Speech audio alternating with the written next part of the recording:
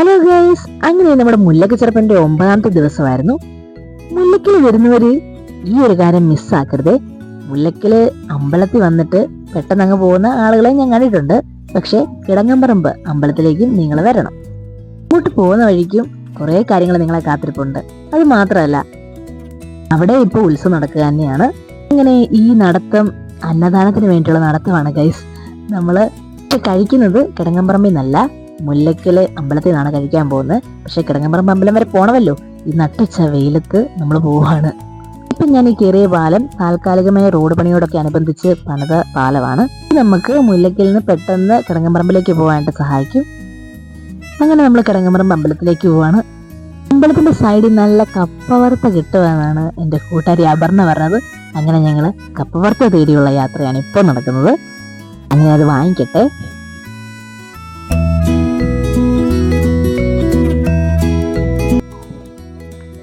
ഇതാണ് കിടങ്ങമ്പറമ്പ് ക്ഷേത്രം. പുറത്ത് വാങ്ങിച്ച് ഇനി ഇവിടെ എവിടെയെങ്കിലും ഇരുന്ന് കഴിക്കണമല്ലോ, അതിന് വേണ്ടിയിട്ടുള്ള കപ്പലാണ്. അങ്ങനെ ഒരു സ്ഥലത്തൊക്കെ ഇരുന്ന് ഇതാണ് ഈ കപ്പ വറുത്ത. നിങ്ങൾ കഴിച്ചിട്ടുണ്ടോ? നല്ല ടേസ്റ്റ് അല്ലേ? ഉണക്കക്കപ്പ വറുത്തതാണ്, മുളക് പൊടി ഉപ്പൊക്കെ ഇട്ട് നല്ല ടേസ്റ്റ്. ഇവിടെ വരുവാണെങ്കിൽ ഇത് വാങ്ങിക്കണേ, ഈ അമ്പലത്തെ തൊട്ട് ഫ്രണ്ടിരിക്കുന്ന കടയിൽ നിന്ന്. പിന്നെ അത് കഴിഞ്ഞ് ഞങ്ങൾ വീണ്ടും തിരിച്ച് മുല്ലക്കിലോട്ട് പോവാണേ. ആ പോകുന്ന വഴിയിലത്തെ കാഴ്ച ഇതൊക്കെ ഒരു നൊസ്റ്റാൾജിയാണ് സത്യത്തിൽ. ഇനി അവിടെ പോയിട്ട് ക്യൂ നിൽക്കണമെന്ന് ആലോചിക്കുമ്പോഴാണ് അയ്യോ. അങ്ങനെ അവിടെ എത്തിക്കഴിഞ്ഞപ്പോഴത്തേക്ക് ക്യൂ കണ്ട് ഞങ്ങൾ തന്നെ പേടിച്ചു പോയി. അതിനിപ്പോൾ ക്യൂ കണ്ട് തന്നെ ഞങ്ങൾ അന്തിച്ചു. പക്ഷേ എന്നാലും ഞങ്ങൾ സ്ത്രീകൾക്കുള്ള ക്യൂ ആണെന്ന് ഞങ്ങൾക്ക് മനസ്സിലായി.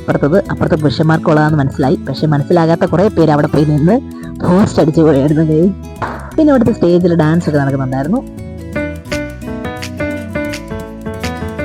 അങ്ങനെ എല്ലാവരും ഡാൻസിന്റെ ഭാഗത്തേക്കാണ് നോക്കുന്നെങ്കിൽ ഞങ്ങൾ മാത്രം ഇപ്പൊ തീരുവോ ലൈൻ അടുത്തെത്താറായോ എന്നാണ്.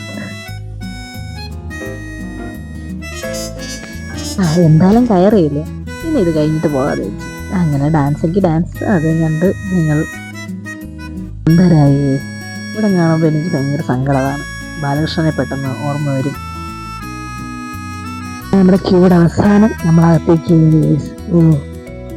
ഓരോ നേരം നിന്ന് കാല് കഴിച്ചിട്ടാണെന്നോ ഈ പ്ലേറ്റ് കിട്ടിയത്.